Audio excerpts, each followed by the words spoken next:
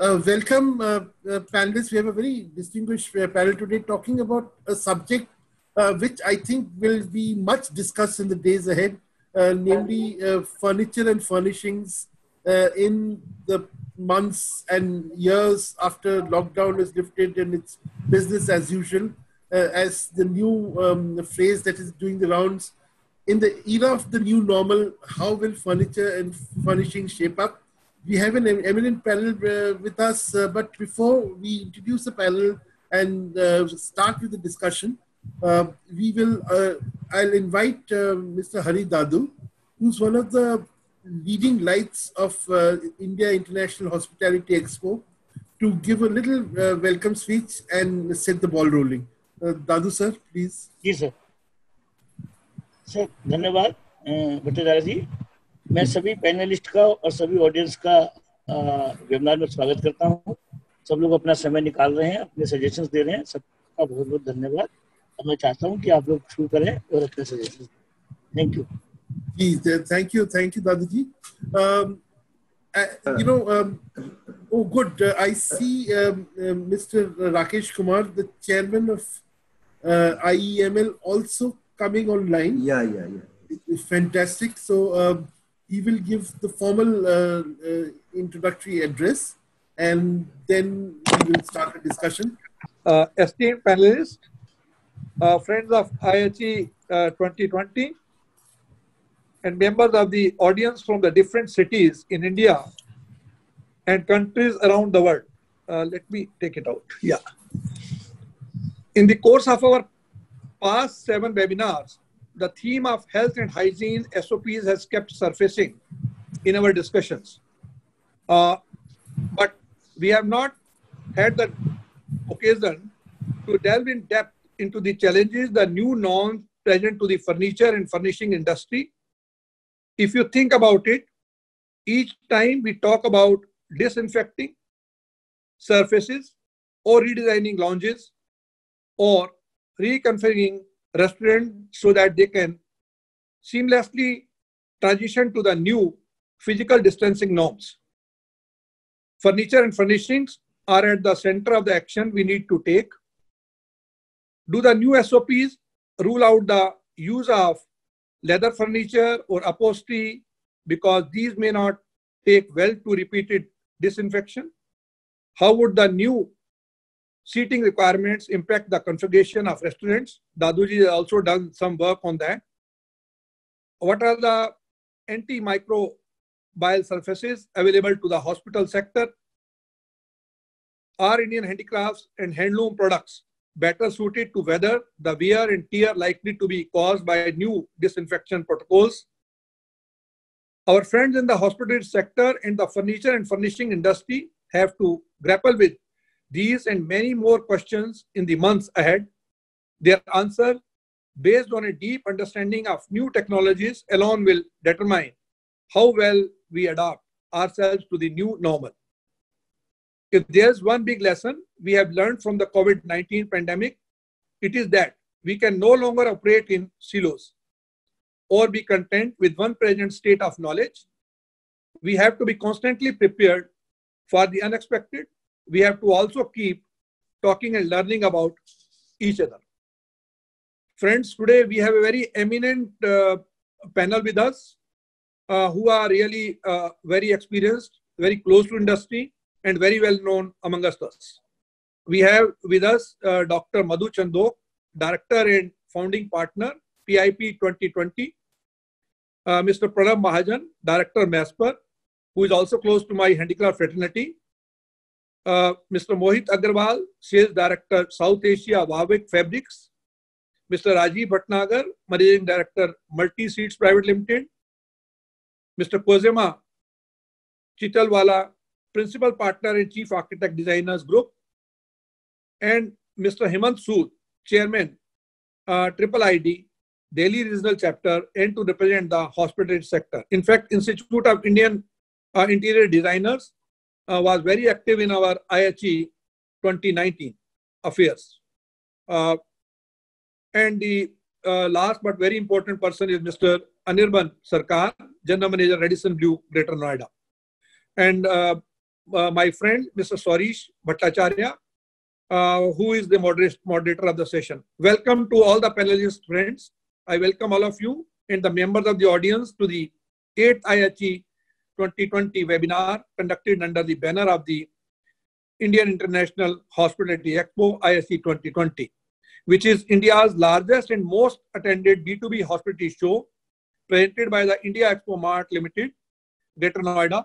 I am optimistic that the ideation that takes place in this furniture and furnishing forum will prepare the two partners, the hospitality sector and the furniture and furnishing industry, for the new demands of the new world that we call the new normal. Today, we have a very large audience with us, and there is an international audience also who are from the United Arab Emirates, Sri Lanka, Spain, Tanzania, and also about around 11 countries.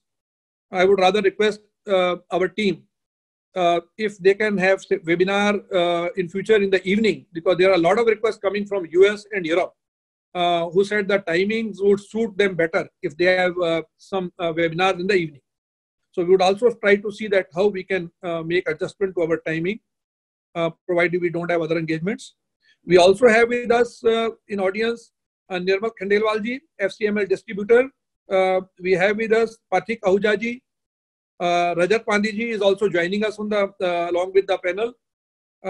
We have with us Rajesh Malhotra ji, Ankur Modi ji, Rajesh Mahajan ji, Ajay Vadera ji, Rashida Baker Asrani, Gurudat ji, Asha Pathania ji, and many other personality who represent our Triple ID, represent our Archie, Hottermai, and also all the leading participants and our stalwart of the industry.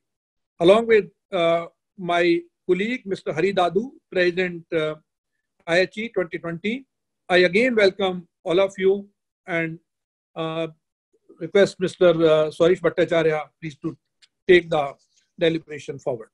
Thank you. Have a wonderful deliberations. Thank you very much, sir. We have a high-powered panel on the screen in front of us, and without further ado, I will. The drill we'll follow is that each person, when I invite him or her to speak, will spend maybe half a minute talking about his company or her company and what how you are relevant to the hospitality sector.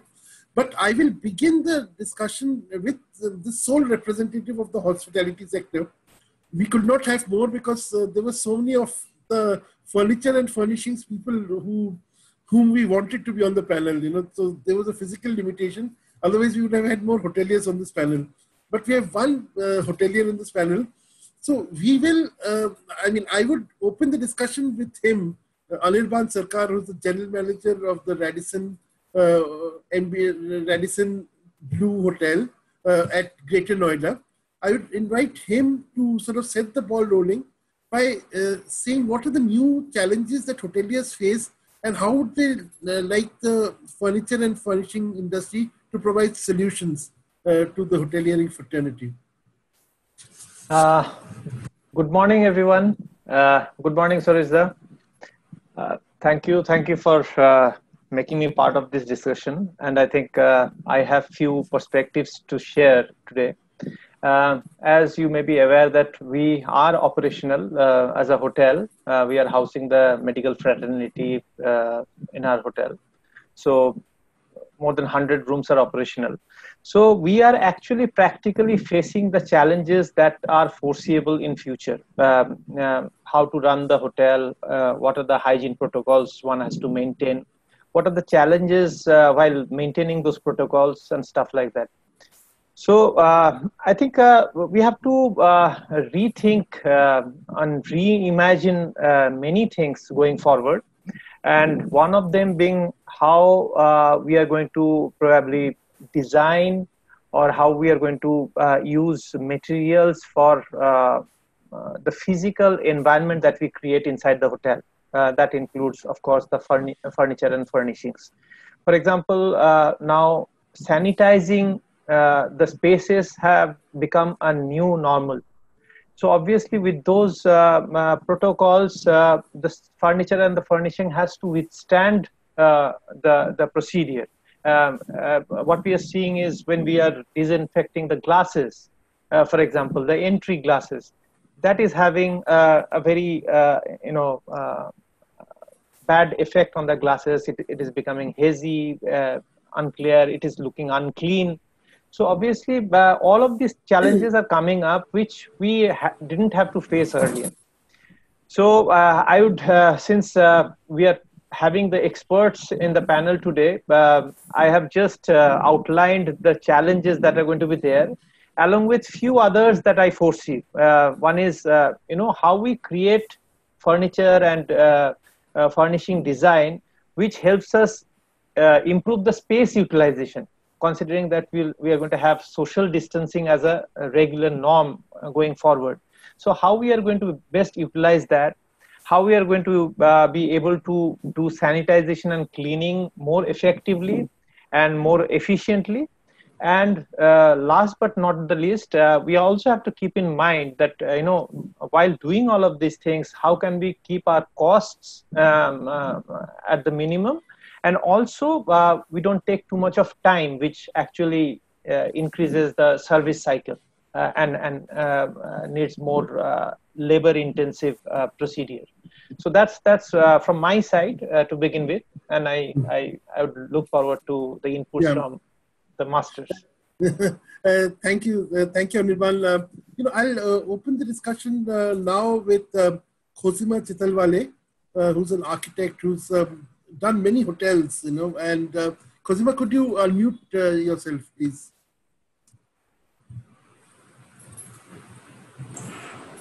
So good morning, everyone. The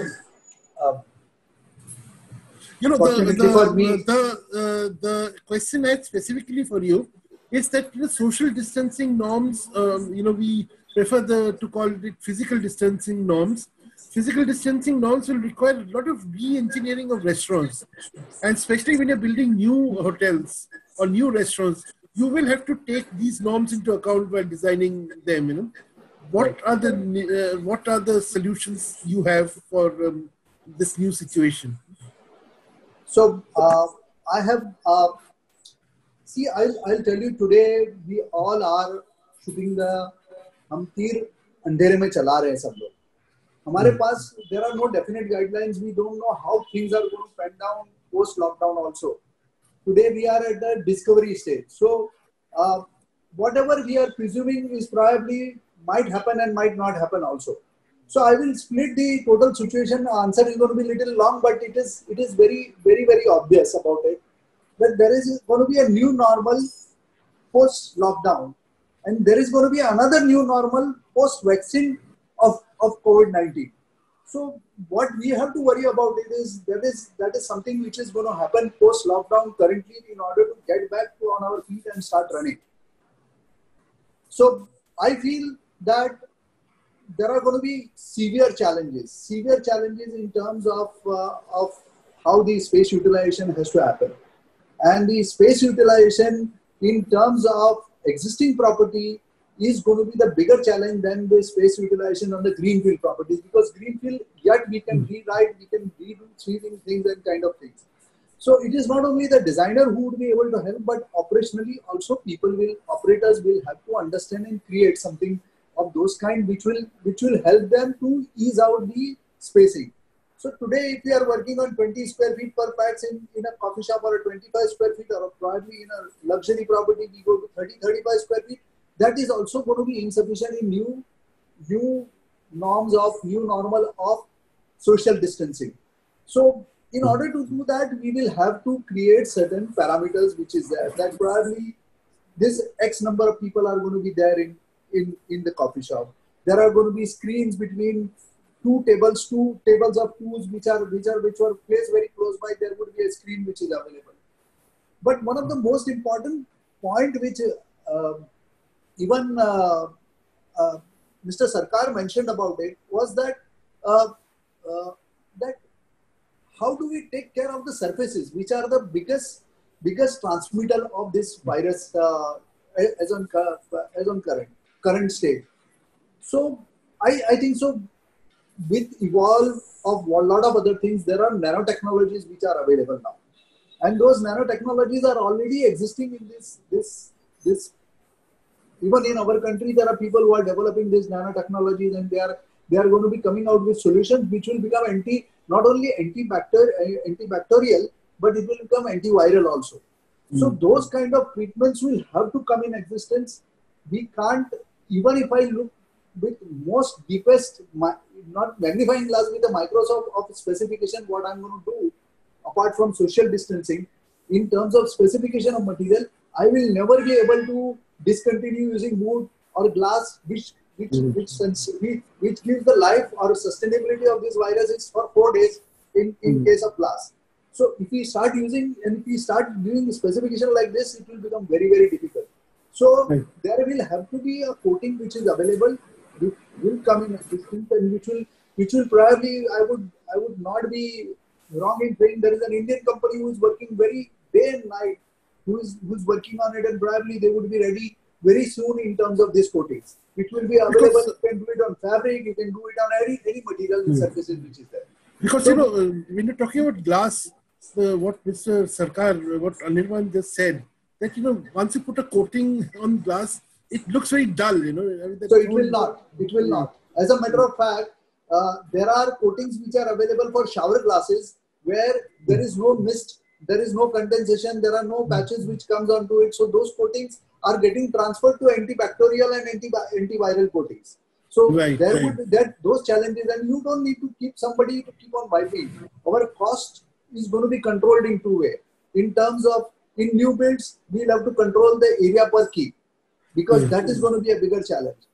And the second cost is going to be the human manpower cost which is required. So technology will have to come in and intervene in this case, and we'll have to ensure that with limited manpower we operate the best of the property and give the best of the experience to the guest.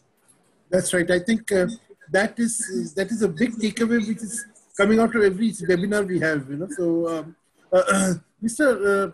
Mahajan, Pranab Mahajan, you represent MASPAR. You're the director, one of the directors of MASPAR. You do a lot of hotel and restaurant projects. How do you think your work is going to change in this age we call the new normal age? Basically, we are into the furnishing. We have two parts of the business: the furnishing side and the linen side. Right. Both of them have their own set of requirements now. Going to the furnishing side, like Cosima just said, antibacterial, antimicrobial is the new terminology that's being used. What happens is there are different methodologies of that being put onto the product. Most of them are surface coatings, but in the last couple of days, we've been internally talking to our technical team and our business partners, where we have been trying to, we've developed antimicrobial chemical that can be incorporated onto the yarn. So we will be incorporating that into the weaving of the fabric. So rather than a surface treatment, it will be done on the yarn itself, which has longer longevity and is also more durable to washing and stuff. So those are the things that are being done in terms of fabrics. And also like most of the people will shy away from using leather, but leatherite is actually a PU coated fabric. So PU coated is like say you can it's a surface treatment. So penetration is very low through that. In fact, all the PPE material that's being manufactured in the country for doctors and sanitization workers and all is also laminated with PE coating. So which is exactly the same thing that is going to be used in a lot of fabrics. And you say it's PE coating.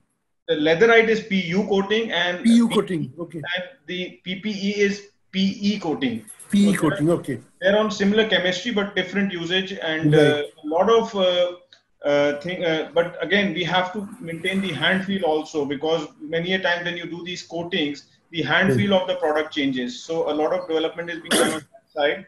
Whereas coming to the linen side of it, we would have to be more, again, there are something called a capsule technology which used to happen. So you basically, while you're treating the linen, you incorporate that. So when a person sleeping on the linen turns around, that antimicrobial is released, so that kills the viruses and stuff. A lot of development is happening on that also. A lot of things are happening. Sorry, there is a question which is relevant. Is from the Smriti Raghubalal. She's saying, what does PE stand for in PE coating?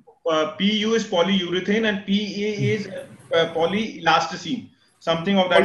Polyelasticine and polyurethane. It's like an elastic that does not hamper the stretchability of the fabric also, because stretchability is also very important in fabric. That's right. That's right. Technologies are still being, there are no much clarities on terminologies, but the property is that it does not hamper the elasticity of the fabric. Right, right. So most of the medical textiles that are being done are PE coating. Right, right. So you're talking about linen. That's what is happening right now. Yeah, and in terms of linen, you said that how are you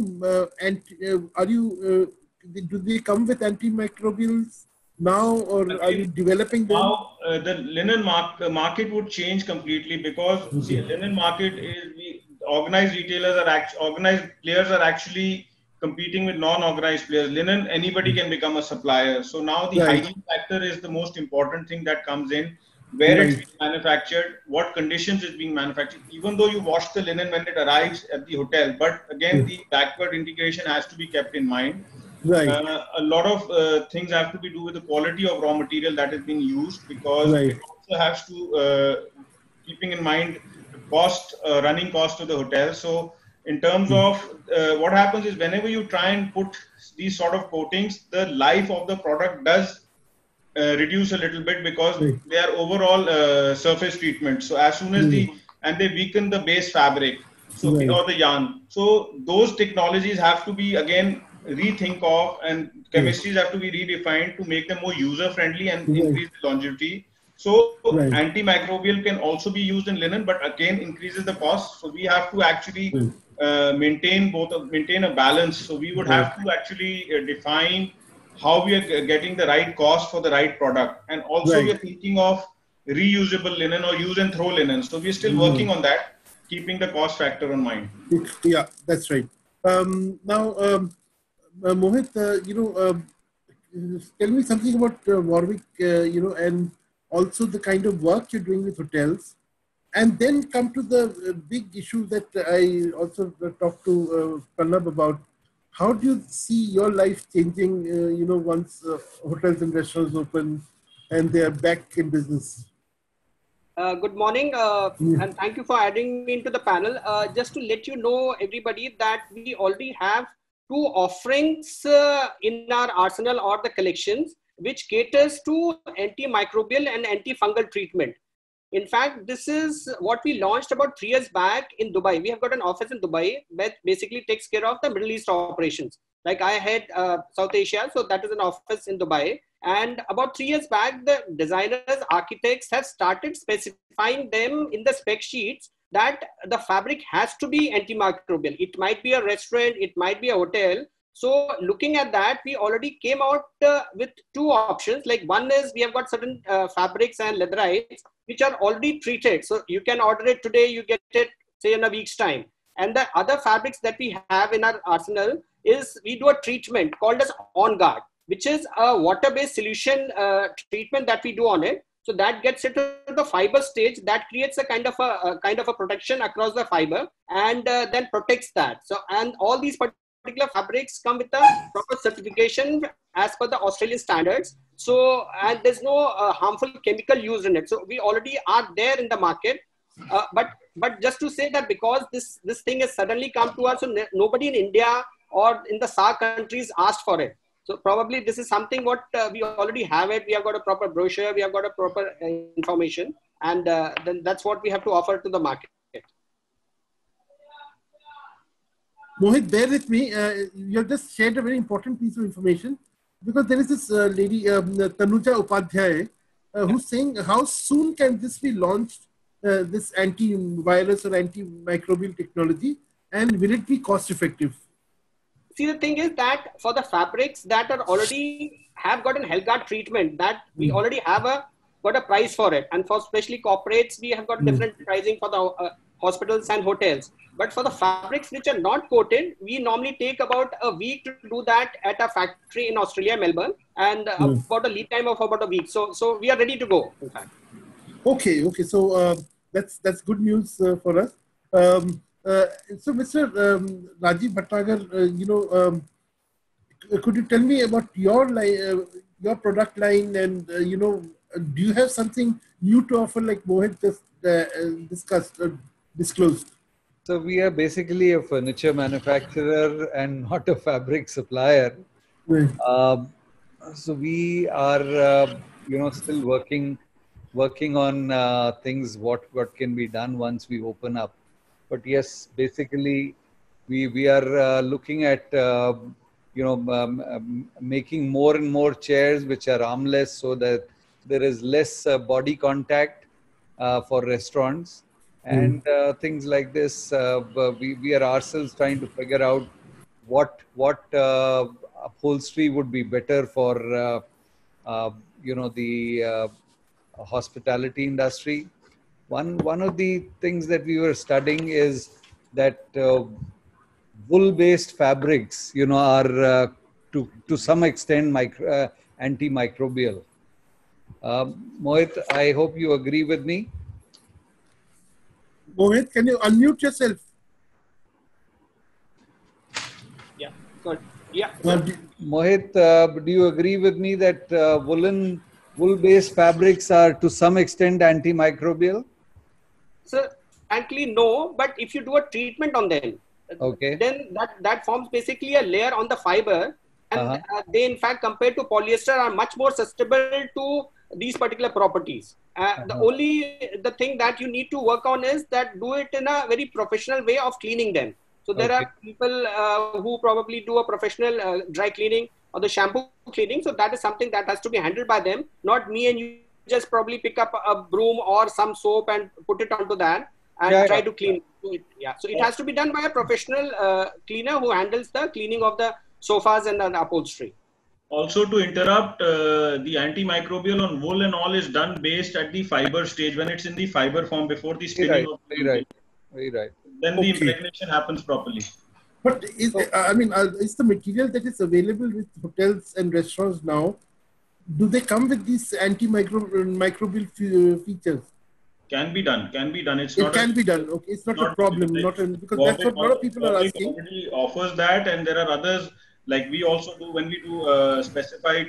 There are specifications where certain fabrics need to be made with certain properties, and all they are made at production stage. So it's not rocket science. It's easily available. Okay. Because one question which Sahil Dhingra is asking, he's one of our members of the audience.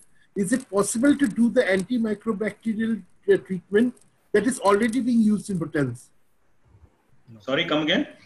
Is it possible to use the antimicrobial treatments that are already being used in hotels? See, the question is that the product that is already installed or new fabrics that... No, he's saying that, there are antimicrobial treatments that are already being used in hotels. Will they work? But in the case of fabrics or in the case of different chemistry is used for a different usage. For example, an antimicrobial is an antimicrobial, and whereas for a glass, an antimicrobial properties would be different. Whereas in terms of fabric, it would be different. So the product is the same chemistry, but the usage, application, and dosage is completely different. Different. Okay, that's right. If you ask me, if you do a treatment on top of it, that may last for some time, but not for long, because you're just doing a superficial treatment. So after this, probably 2 or 3 runs, it might wear out. But here, when you do the fabric, because the whole process is that you dip that particular fabric in a water-based solution, you dry it so that it gets into the fiber stage. So that is much more prominent and lasting than just doing a treatment with probably a pump or something on the fabrics, on the fabrics which are already there on the furniture. Right. It has to be cured at 160 degree temperature plus, and the dwelling time has to be a minimum of 3 to 4 minutes during the passage after the application is done on a dual medium. So that's how it has to be cured. Otherwise, if left uncured on the first or second, like Mohit said, would wash away. Right. So, Mr. Bhatnagar, coming back to you, what about surfaces of you talked about armless furniture, armless seating. What about surfaces? Are my antimicrobial surfaces coming into play? Since there are some people who are in the fabric manufacturing trade right now along with us, I'd like to just find out from them that we have been using a fabric coming from Europe, which is called Trevera CS. Now, this fabric, I'm told, has antimicrobial properties, and it reduces, it's 20% less chances of, bacteria getting absorbed by it. So, is it true that because this is the reason why we've been using these fabrics for the hospitality industry? So the Trevera CS basically is a fabric which has got inherent fire retardancy property. So Trevera CS basically is not used, it has that particular properties, but it will be basically used for fire retardancy. It has got an inherent property wherein it stops the fire. So basically, if you are using in a restaurant or on a chair, wherein a cigarette butt falls in, so it would not ignite, or the fabric would not burn. So that is what it is. It is a much better fabric because the properties there at the yarn stage. You are not doing a treatment on the surface. So it is something for years. Suresh, can I come in a little? Yeah, please. See, I think so. I think so. The audience and everybody needs to be clear. Antimicrobial is then basically it doesn't allow the bacteria to propagate inside. It doesn't allow fungal infection, algae formation, which can casually happen if something drops, the food drops onto the fabric. That is what it's all about. Virus is a different kind of. It's not breathing. It gets activated only if it comes into when it comes in contact with the carrier and the right kind of carrier. So there is a difference between what is viral, antiviral, and what is antibacterial. So so please try and understand, COVID-19 is there. We have COVID-8, 10. We have got already those, and for those basic influenza also there is a virus which sets onto the fabric. It doesn't mean that antibacterial will take care of it. We are now trying to develop a nanotechnology. I think so. The world is, if you read the nanotech articles, you will find that they are already trying to develop something which is COVID-19 competent of the antiviral. Sir, can I come in? I'm Rajat Pandey here from. Rajatji, good morning. Good morning to everybody. I just wanted to inform everybody that what the architect sir is saying is very right. There is a technology which we are now offering to the industry, which is the ultraviolet C light technology. Ultraviolet C lights are the ultimate and the final silver bullet which kills all viruses, bacteria which is on a visible surface within 3 to 4 seconds. So we have the machine. Let me explain. No, does it have certification? That's what yes, it has certification. It is approved by the government of India. Okay. It is approved by the government of India. This ultraviolet light technology is something which is being used worldwide in hospitals for the hospital-acquired infection which they were having. And since 2005, it's been there in US, using in the operation theaters as well as in all the patient rooms. Now we have the machines with us. It's a small machine, only 4 feet big, and high. You just roll it into the room. There has to be no human being in the room, so the person leaves the room. By a remote, you put on the machine. In 3 to 6 seconds, it kills COVID-19. Right. Okay. It kills any and every known pathogen in the world. Ultraviolet technology kills every known pathogen which is there in the direct line of light. Right. So we have these machines available, and there are a lot of other things which are being developed, like every kind of food, for every kind of fabric. So if you have your room, you can put on the machine in a minute or two. The entire room is sanitized completely. Right. And this is a technology which is approved by the government of India, and we have the patent for that also. Fantastic. So please, we ask people to understand that this is the final silver bullet. After all the technology which you have done for your fabrics and everything, which is very important, use this machine in your room. In 3 minutes, your room is done up. Take it to your lobby, take it to your restaurants, in 20 feet by 20 feet areas, barricade them, and sanitize everything. So that's the ultimate solution which we are able to offer now. Okay, good. And they are available with us. They're available with us along with Mr. Ajay Khanna of Eagle Forging. Right. In fact, one question that because Dr. Chandok and Mr. Hemant Sood, they have been waiting in the wings, but now coming to the interior designers, and the actual implementers of projects, projects. Dr. Chandok, do you we've heard of so many new solutions already available. They may not be all in place in India, but some are, like we just talked about, this UV technology which is available in India right now, right here. How will your prescriptions for your clients change in the months ahead? And please unmute yourself. I have this COVID-19 has opened a big Pandora's box for the design fraternity as well as the operations team, plus the manufacturers. So if we were to see how it will differentiate and what will change and how it will change, it will need a collaborative effort directly in touch, starting from the manufacturer to the specifiers and to the hotel operations. So I think all three important components of any business, whether it is hospitality, whether it's a restaurant, needs to be understood. A lot will change, and also understanding of the technical specifications, which is actually when, say, an interior designer is specifying a fabric, they are specifying, okay, this is the code of the fabric, this is the width of the fabric, this is the color, this is the swatch, for instance, and over and above, maybe a composition as well. But now those technical specifications will probably get more elaborated, which will have to be done in consultation with the manufacturers. The responsibility will lie with the manufacturers a lot, I would say, in terms of trying to meet the expectations of the new normal. And these expectations will not come like in a day or two. It will really take a lot of time.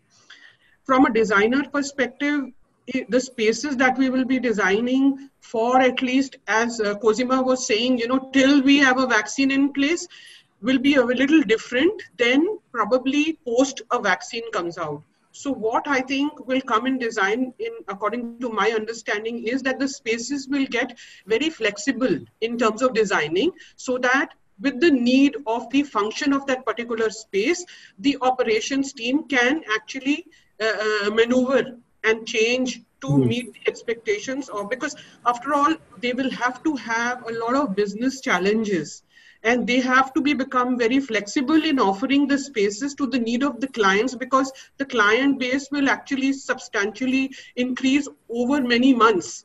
So I think we have to give operations, and a challenge that was even mentioned, by 1 minute, I'll just by Anirban, was that the existing hotels, how do we as a design fraternity help the existing hotels to come up and declutter these spaces and have a hygiene?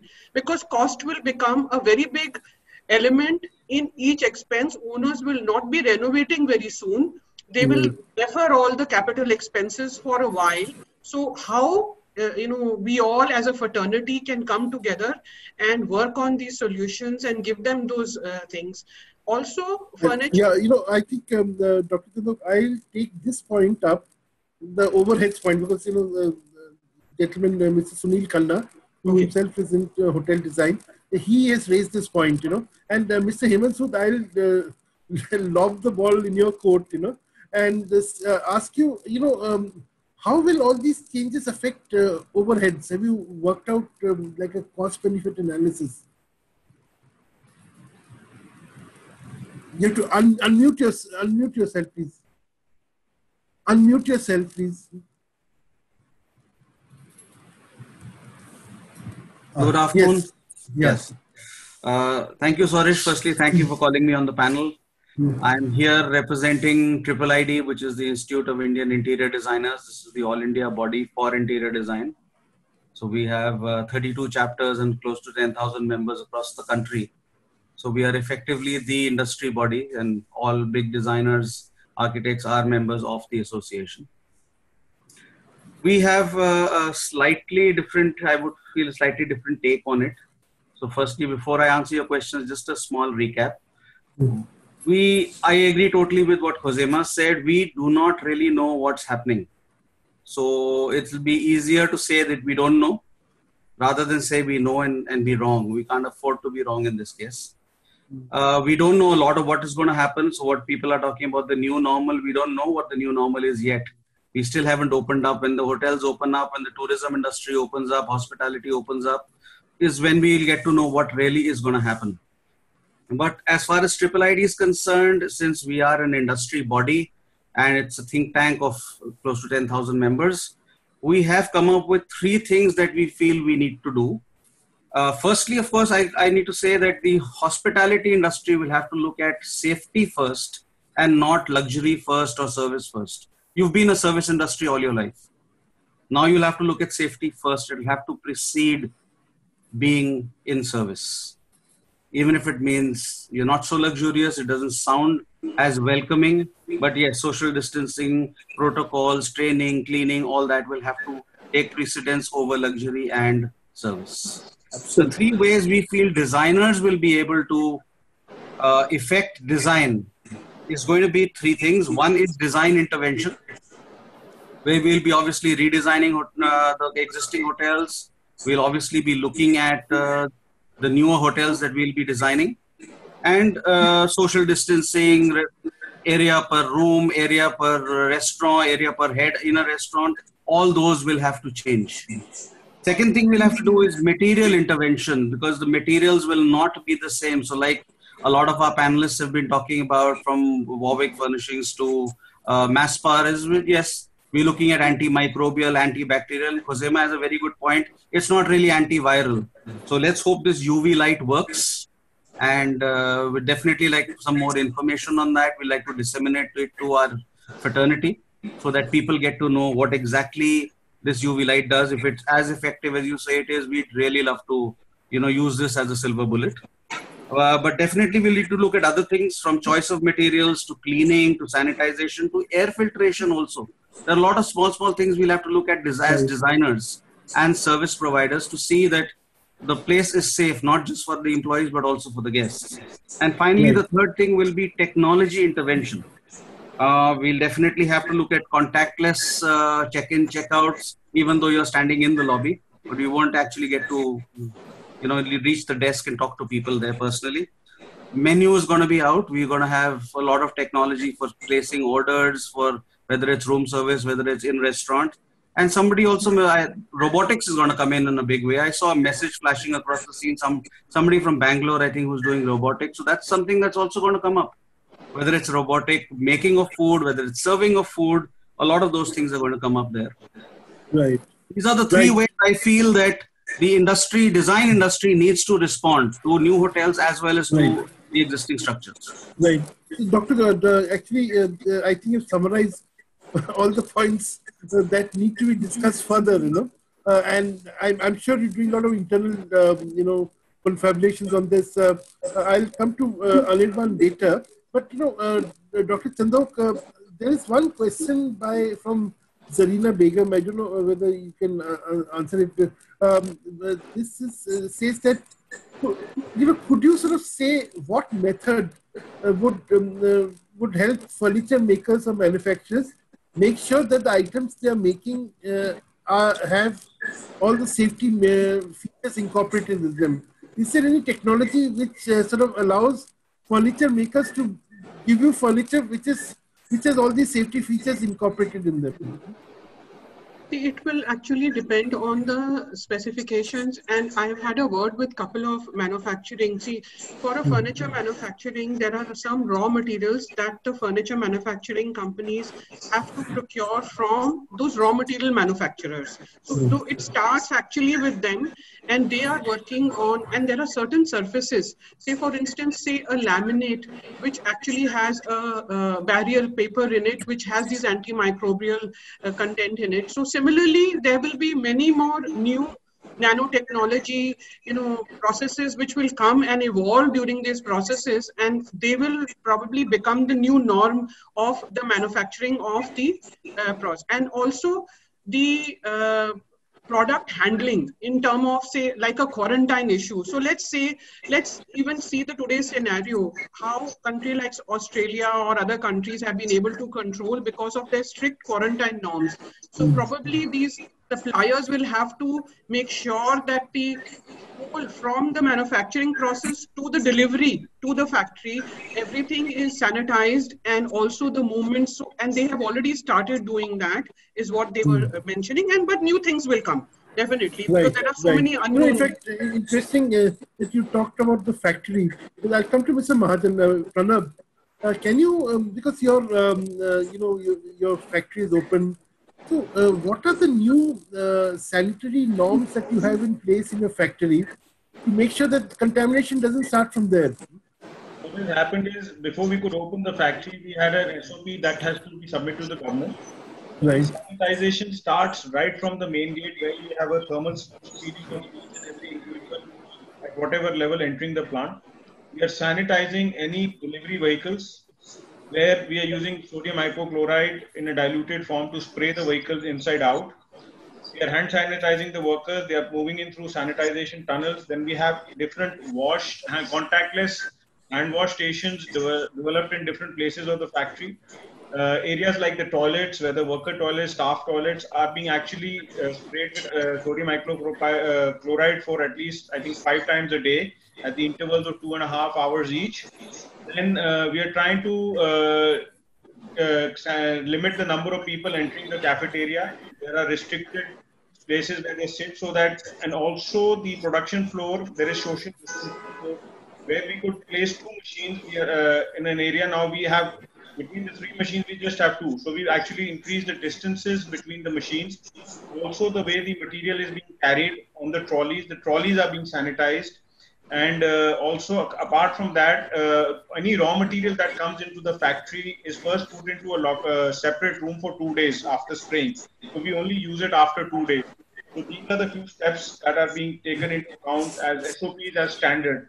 That's where I come back. Now the industry will actually move to using or buying product, whether it's fabric or furniture or the other thing, from organized retailers or organized manufacturers, because now there will be a bridge that has to be very strongly built, like Madhuji said, between the manufacturer and the end user, so that it starts at the beginning and it's followed at the user end. So it cannot be a work in isolation. You have to work in conjunction with each other. Are you working in conjunction? I mean, is there a dialogue happening between you and your end user? Suresh, can I add something to the gentleman what you just said? Yeah. Okay. That this UV sanitizing which we are offering in the machines, we are giving it to people to put it in the receiving areas and dispatch areas. So you have any receiving area, you don't need to keep your products for 2 days. You need to keep it there for 3 minutes, 5 minutes. I'm not talking of fabric. Fabric will be in rolls. We have had 2 or 3 questions on the health impact of UV. UV is absolutely safe on everything, but the human beings are requested not to be in the room area. There are certain, that's why there's a UV wand which has come out. A UV wand is with the 8 volts light. Hello. Okay, sorry, the voice got cut off. Suresh, can I please. I feel that there are 2-3 things which we all talk about. Is UV is definitely a solution. We are already looking at return air being treated by UV, because there is no human intervention over there in HUV. So we are trying to look at that. But today, at the end of the day, we will have to see the results, because today return air, indoor air quality is going to be a huge problem in hotels for that. And apart from this, all the surfaces which are there. So it's going to be a big carrier. So air conditioning ducts are a big source of worry. So sanitization of those, and especially the return air which carries the cooled air, that's where we are trying to arrest this problem. There are brands who are writing SOPs, and they are saying that we would like to do this. So every brand of hotel is writing a different SOP for their hygiene. I would not term this as a safety measure, but as a hygiene measure. Safety measures are already being taken. And all these hygiene measures will have to be incorporated in the design and in the operations. Now, the challenge here is not with the kind of branded hotel product which you are looking at. Please, everybody needs to understand today where we exist today also 85-90% of our hospitality product is in unorganized sector. What are we going to do for that? That is something which is a major challenge for us. Brands will write an SOP. Their owners will be able to afford. But please try and understand somebody in Delhi who is owning a 40 key property with a very tight all-day dining or a coffee shop. How is he going to manage the challenge? Probably Hariban would have some outer spaces so he can spill out those, break away those tables and take away in outdoor spaces and try and release out and make more spaces and social distancing if possible. But what about those smaller hotels? Are we going to shut them all down? No, it is not practically. It's practically impossible.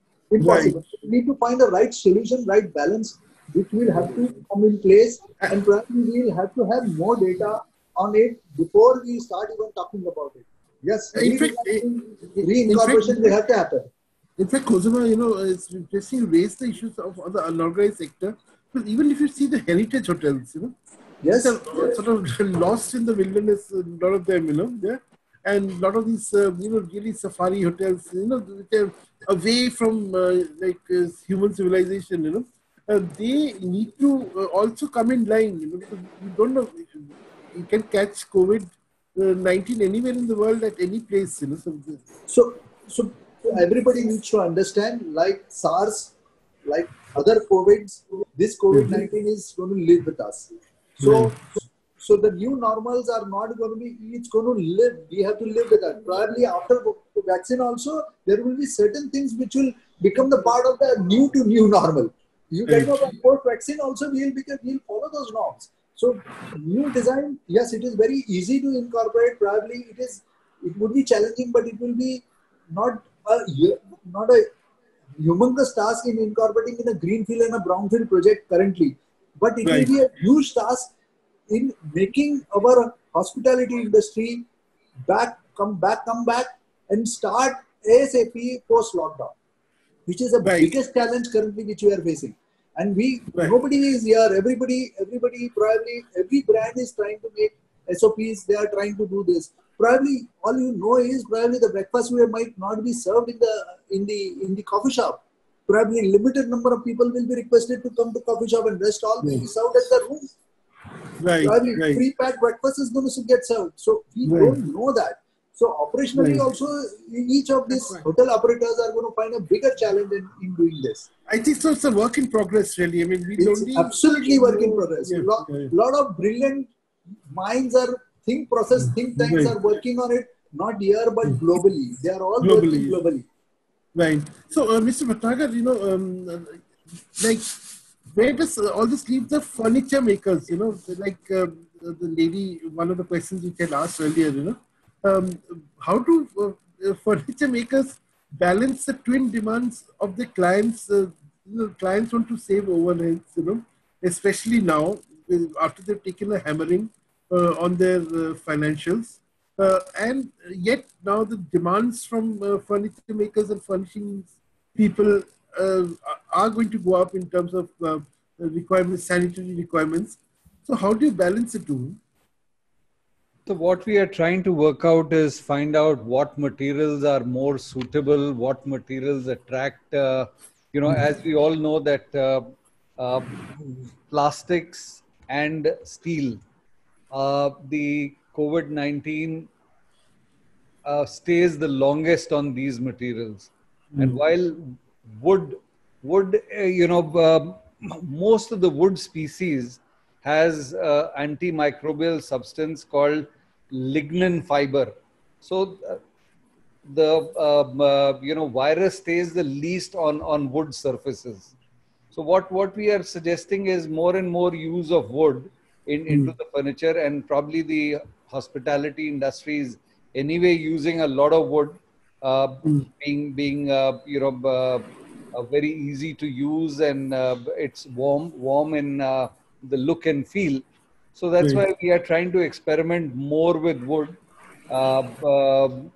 wooden chairs, and that's the new normal that we are going to look forward to. Right. But you know, a lot of hotel operators use like wood which is made out of sawdust. I mean, reconditioned wood. Now that really won't serve any purpose, No, would it? that you see that was tried, but only for flat surfaces, which Right. are tabletops. Right. That particular board or wood can be used. Normally, it's all the solid wood that's coming into use, actual wood. Right. Right. Can I Right. just So interrupt there? When yeah. just Bhatnagar Sahab, just for my own information or food of thought, when Yeah. we use wood, when we polish it and when we finish it with these different finishes to make it more beautiful, isn't that creating a barrier between the product you said in the wood that is actually So what happens now? Wood can be polished in two ways. One is an open pore polish, and the right? other is a closed pore polish. Now, if you do an open pore polish, that property of wood still remains. Okay. Because that's where, because for wood and fabric it's completely different, because when we Yeah. are trying to put You an see, antimicrobial on it, also what we have read that the COVID-19 fabric actually is a good use against COVID-19, because COVID-19 is not a bacteria, it's a virus. Now, virus needs a human body to as a host to multiply. It will not multiply. In fact, it will just get absorbed into the pores of the fabric and would probably die down there, because fabric is not a smooth surface like steel or plastic, so it does not stay there for very long. And Okay. if the UV treatment, as gentleman says, works in 3 to 5 minutes, I think it would be a great thing to try that out.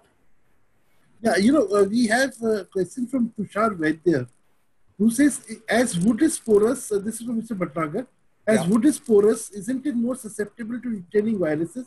Would not laminate covered MDF or plywood furniture be more suitable? A related question from Kuldeepak Banda. Timber cutting is banned, restricted in India. It will have to be imported. Getting quality wood would be an issue. Could you answer these questions, please? So quality wood is available. It's being imported from world over. Wherever furniture manufacturers are there, wood comes in from Europe. Wood comes in from Canada, where they are making doing sustainable forests, in the sense they are planting as many trees as they are cutting. They are planting more trees than what they are cutting.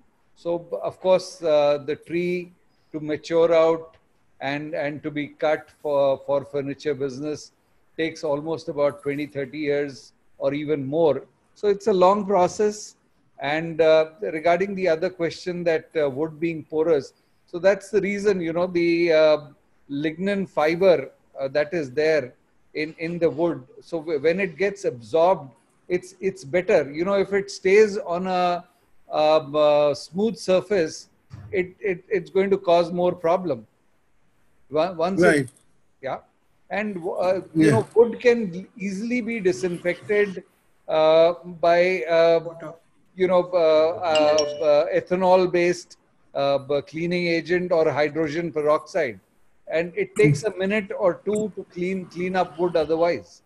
Right. So Dr. Chandok, there's another question which is sort of coming up again and again. It is about hotels which are under construction and whose construction has been stalled for the past 2 months. It says that my name is Kunal Ariwala. Do you foresee any challenges on the ongoing projects which are currently stalled? How do we educate our clients on that? See, for the new hotels that are on the drawing board or on various stages of say construction, some of the aspects of the hygiene will have to be incorporated, and maybe going back a little bit on the drawing board at this stage will help them, because as Cosima was also mentioning that, the hygiene part probably will become a normal, not just a new normal, it will become very normal. So those, like, let's just take the 9/11 or the other things that happened, and we had these barriers and we had these checking, and which were never there in hospitality, and now each and every hotel has that as a norm. And you do have these, you have these all installed at the entrances of the hotel. Similarly, the hygiene part will also have to be incorporated in at the design stage, so that it can be coordinated with the agencies and dovetailed so that the construction happens. So I think it'll also have to be a lot of education, and I'm sure with what is happening all around, the social media is educating a lot. We are hearing out so many specialists who are giving their thought processes. So probably the owners, it'll be easy for the owners to understand these challenges. And that's right. Okay, and SOPs from the established brands will also drive that to the owners. Right. So I think there will be very stakeholders, many people who will probably sing the same song, and then it will just endorse for the owners. Hyatt has already come up with its, not detailed SOPs, but at least indicative SOPs. And Marriott International is also in the process of developing new SOPs. So Anirban, that brings me. And just to add just one last point. One last point is that what I feel what this has done is that in our country we've not given enough importance to health. And I think that is the biggest alarm that this pandemic has raised for each one of us, that, if we have health, then other things will follow. So I think that's something where the healthcare industry and hospitality probably will club a lot together, and a lot of learnings from them to drive these SOPs. Yeah, right. For instance, the Oberoi has just appointed a health and hygiene officer in every hotel. Yes. So for your information, Hilton has already tied up. Tied up with the hygiene company. Okay. Yeah. Okay. So they've tied up with the hygiene company for that. So the new normal is already here. It's not a There is one more thing which is going to happen apart from this. There is going to be a budget column in all the operations which will come as a hygiene budget. Right. Which an operation people will have to take care of that. There was a time when the microbiology labs were being quietly moved away, or they were hidden in one corner. Now I think they'll be all publicized that look, we all have these hygiene and health practices in place. My experience I would like to share in one of the hospital convention webinar where I was participating. And there were a few very eminent doctors from various big hospitals, and they were all there. And I asked one simple question: what is the guideline which you would like to give to us in terms of for a hotel to open up post-lockdown? And nobody could answer. Please, nobody could answer that. So we are yet at a very, very, very primary stage where I think we need to be a little patient about it. It's going to take a little time. It's going to take I think that's why we need to have more dialogues like this. I think today the number of the bits of information that I have gathered is like something phenomenal. Now, Anirban, being a hotelier, what is your reaction to the different kinds of solutions which are being offered here? Does your community know that all these things exist? We heard about so many things today, Right. I think. And it's still centralize all this knowledge, and how do you take decisions now? Right. I think I'll go back to what Mr. Chitawala said. There are two situations. One is post-lockdown, which is immediate, which is urgent. And one is once we have the vaccine, post-vaccine era, or a better solution to manage the overall crisis. So post-lockdown is a very different situation compared to when we have better understanding and a better solution. So post-lockdown will have more stringent way of looking at things. When we have a solution, many of the things that is being discussed today might just go away. So I would say, as we move forward, we'll see more innovative and workable solutions. We'll have better understanding of changing consumer behavior, because the businesses also evolve based on consumer preferences and behavior.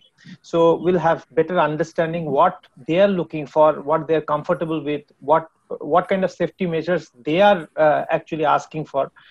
And we'll have better health protocols from the experts.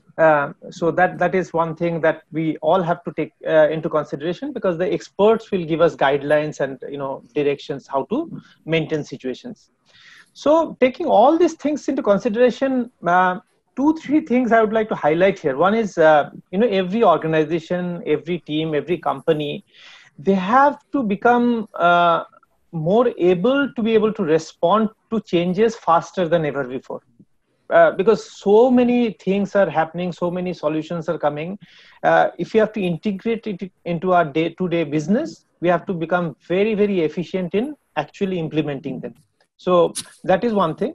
And secondly, I would say, 2 things are definitely going to remain certain and constant as we move on and we start getting into our businesses. One is, consumers will look for more hygienic and safe environment. That is definitely going to remain constant. And secondly, businesses, all the businesses like us, will look for options which will be easy to clean, sanitize, will not increase the workload, work cycle, work efficiency. It will take care of the work efficiency and will not be a high cost solution. So these 2 things have to be considered while offering any solutions that are being provided. I think a lot of these solutions that are being discussed today are also going to evolve, or are also going to be based on eventually what pans out. That is, right. I think, from my end, I would say. Right. So Hemant, we are sort of already overshot the time limit, but I'll give you the last word, Sunam. I see 2 things. One is that our interior designers,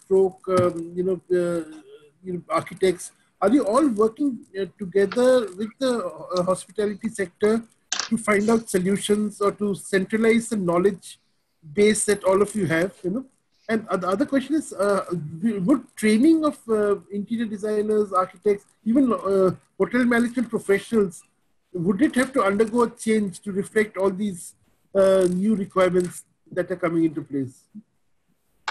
Yes, Sorish, definitely. Firstly, to answer the first part of your question, we are, I won't say that we are working collectively with the hotel industry, but that's webinars such as yours is something that's helping us connect to the industry. We all have our own, design connects, because I do a lot of hotels, Khozema does, Madhu does. So we all have our connects. We are all connected to probably the same brand of hotels, Starwood and Taj and Oberoi and the Leela and everyone. And yes, we are obviously talking to the people we are in touch with. But IIID as an association is also trying to find solutions for this, reaching out to the hospitality industry. So IHE is one big platform we have reached out to. We worked with IHE 19 in the past. We were looking forward to IHE 20 also.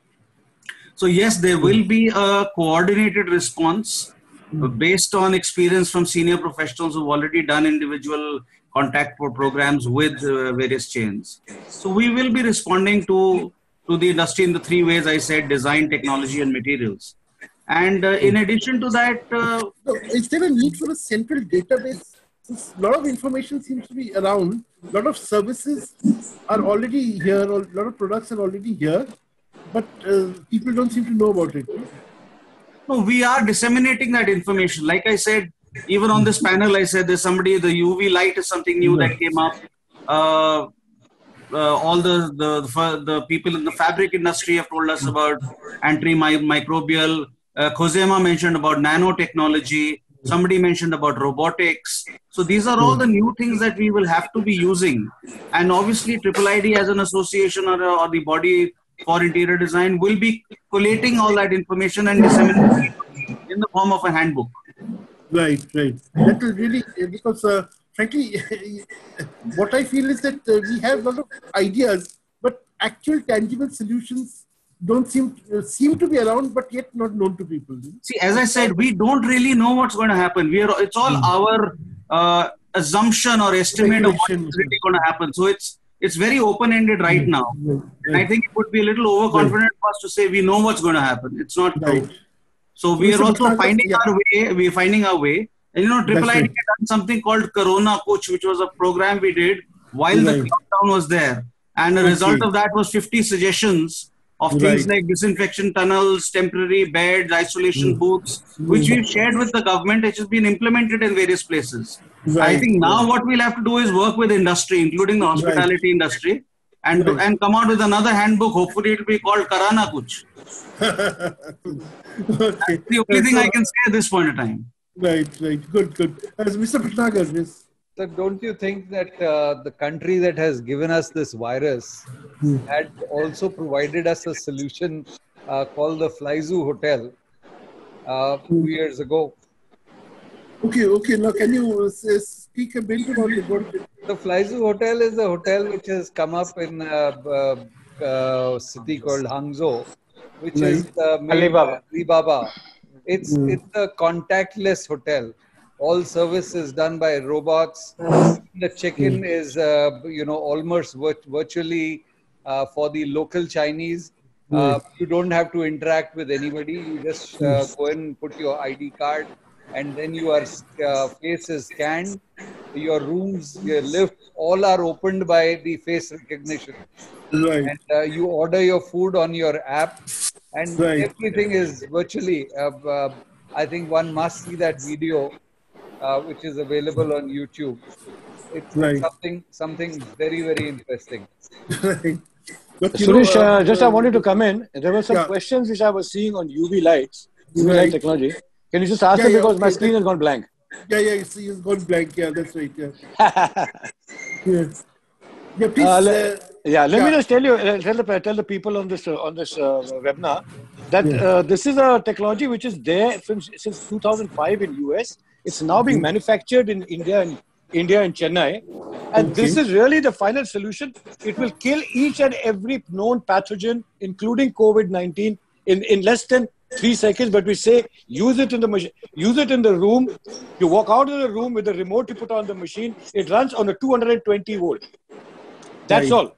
In 3 minutes, your room is sanitized. Your receiving area, everything can be sanitized, including in your guest luggage, your lobbies. So I mean, this is the solution, not something which is not there for the last 15 years. So please, a lot of development taking place in this, and this is the right technology at the moment. That's right. I think a very good point made. Thank you. I think this has been one of our longest discussions, very rightly so. Okay, now everyone has had a second chance. Only Mohit hasn't had the. Let the final word be Mohit's. Any parting thoughts as we wind down? Yeah, Mr. Suresh, as Cosmas has said, that probably what we are offering is not an anti-COVID fabric or something. And I've been in the industry for the last 25 years. The only thing that we can communicate to the customer or our touch points is to have much more cleaning sense. Like the cleaning of your sofas or dry cleaning of your curtains used to happen probably once a year. That is during the Diwalis. But that is something which I think we all would have to do it on a monthly basis. Like paying your electricity bill, we probably would have to get this into our habits. And as this is something which we cannot avoid, but we have to be more careful in terms of the soft furnishing trends, in terms of being more clean, acceptable to that. Right. I think good. Suresh, can I add the last one because it's going to be very informative about it. I think so. Our Indian company is very close to developing. I have been insisting that talking to this company from quite some time, and they have been doing something on it. So probably very soon they will be able to say that this could be an antiviral proof coating, which is possible. Now we.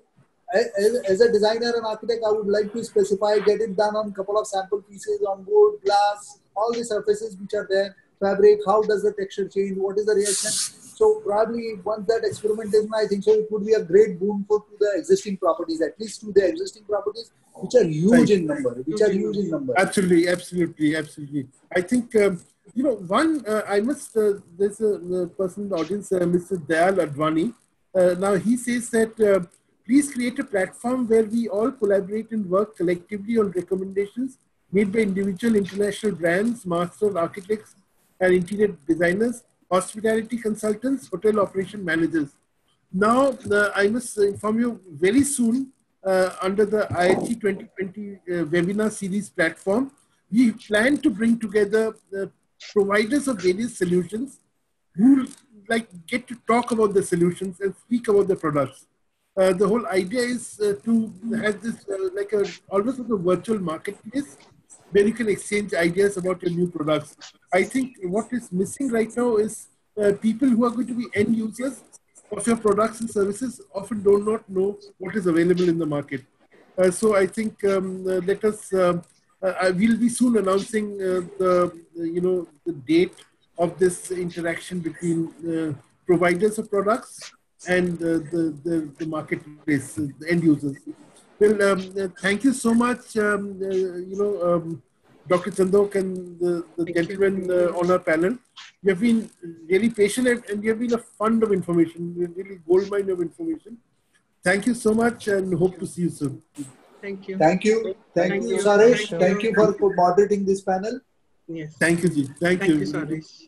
Great learning experience for me. Thank you all. Thank you, Suriza. Thank you, panelists. Thank you very much. Thank you.